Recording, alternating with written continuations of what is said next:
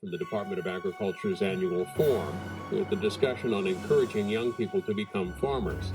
Agriculture Secretary Tom Vilsack moderates this hour and 10-minute panel. Michael O'Gorman is joining us today. He's the leading organic farmer and executive director of the Farmer Veteran Coalition. The coalition has been at the forefront of efforts to connect military veterans with careers in agriculture.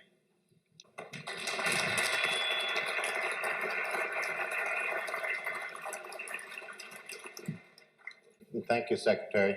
It's an honor to be here. My career was in production agriculture, in vegetable production. I was one of the pioneering farmers interested in organic farming going back to 1970.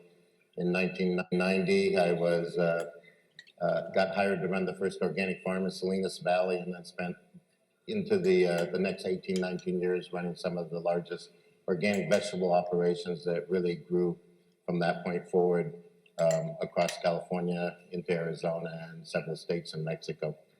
About 5 years ago, 6 years ago, I left my career in farm management and wanted to do something in my retirement to help beginning farmers. I got involved with several young men who were just come out of serving in Iraq that were interested in vegetable production, and got to work very closely with them and help them on their farms. And that led to what's become my career since then as the founder and director of the Farmer Veteran Coalition. Our national headquarters is in Davis, California, but we have staff in 5 states. We're opening a new office in Des Moines this spring, and we have a network of over 2,000 men and women who have recently or past served or are still serving in the armed services and are looking for help in entering into the field of agriculture. Coming out of the service and having served in both Iraq and Afghanistan, the 2 of the 3 longest wars in American history, and the first that women served is in combat.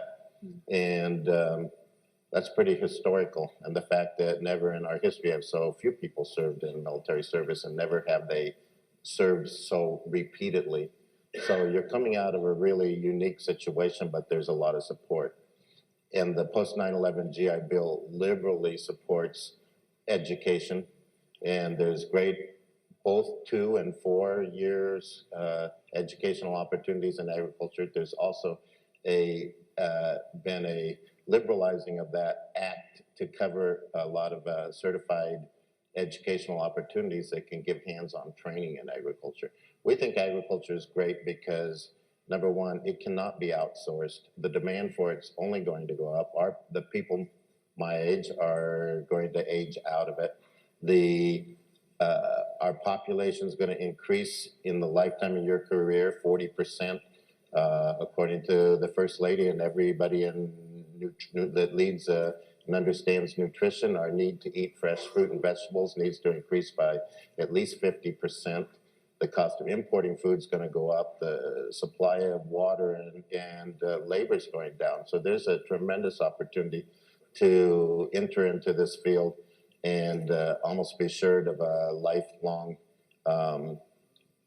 career and successful career. What you need to do, though, is not think just in terms of you don't have land and you don't have experience in agriculture. You need to see our agricultural industry bigger than one couple, one farm, a vertically integrated farm that you grow, pack, and sell everything yourself on this land that you bought with all your parents' passed on inheritance, or your disability money that you just got from the military because of your injury that you got in Afghanistan.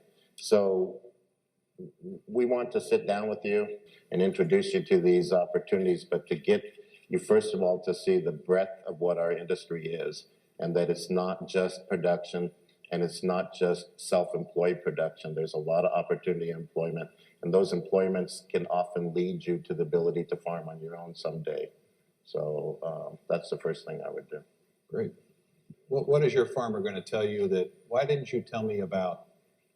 About getting any money to pay for my bills? Well, we're really happy to see the USDA's micro loan program through the FSA get written into the law, giving up to $50,000 to someone without a traditional 3-year experience that was required for the operating loan.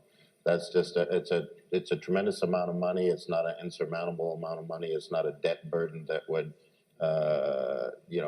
all debts at risk. And I always tell the young farmers that no, accessing money is not the hard part, paying it back is, so remember that, next time you say that, but that's a tremendous source.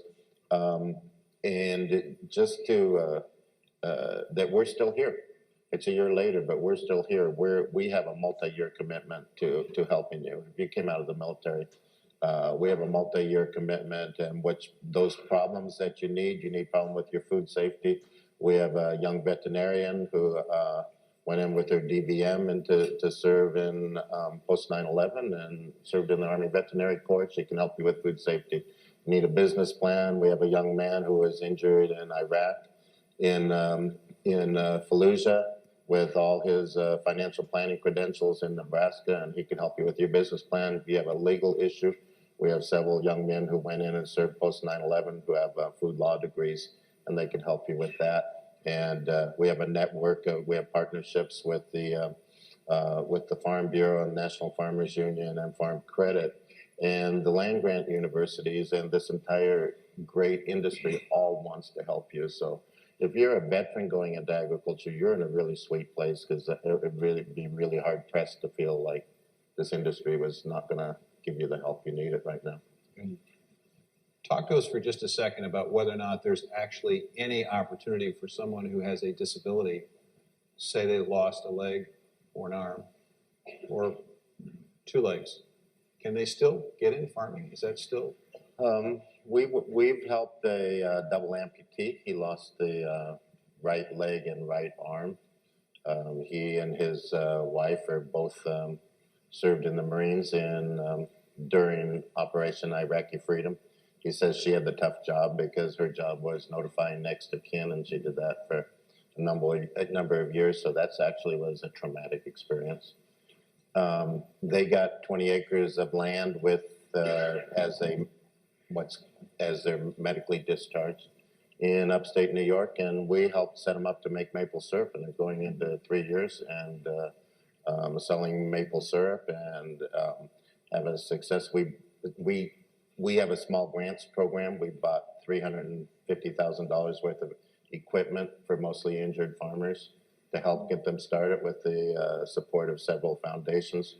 Now, when you say equipment, is this equipment specifically and specially designed for people with disabilities, or is it just you bought equipment and they? Well, in this sense, other than John Deere was nice enough to come out and at no cost up his tractor so that all the controls were moved from the right side to the left side, and he's able to drive his tractor.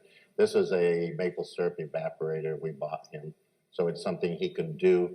It's a type of farming he could do despite this physical injury. And on March 21st, we're launching a national label that we've been working with that was developed first last year in the state of Kentucky with the Kentucky Department of Agriculture, called Homegrown by Heroes, and they're going to be one of the inaugural people that'll be selling their maple syrup with this as a secondary label. So there's a lot of things. The more challenging often that we deal with is the large number because of the IEDs and the explosives and the large number of concussions that come out and have caused about 300 and something thousand cases of diagnosed traumatic brain injury. Some varies in severity, and some they vary in that some get better and some get worse with time. And so there's actually a lot of equipment and applications and technology that can help farmers with that. We also work very closely with AgriBility, which is a USDA-funded program that's been around for, I think, since the early 80s, funded through NIFA to help farmers and farm workers with disabilities, usually injuries that happen once they've begun farming to continue farming.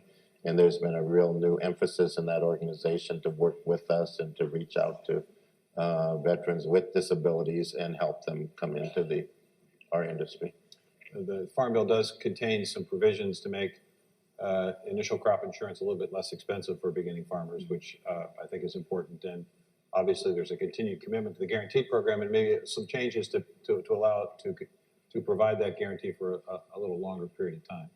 Michael, we'll finish with you, and then we'll take questions from the audience. I'd just like to tell the USDA that the breadth of the programs that were there to help all beginning farmers, and for the first time in history, addressing veteran farmers and defining veteran farmers and creating a liaison to the veteran farming community is historical and exciting. And I think the thing that we would like to see help with is the ability to introduce these programs to the veterans themselves and help interpret them and explain them. And I think for that, we would like to be able to organize meetings of veterans in some of the key states, and particularly areas where a lot of them are resettling and looking into agriculture, but through many states, and get help in explaining and walking them through each of these opportunities, as well as other information about going into agriculture and updating our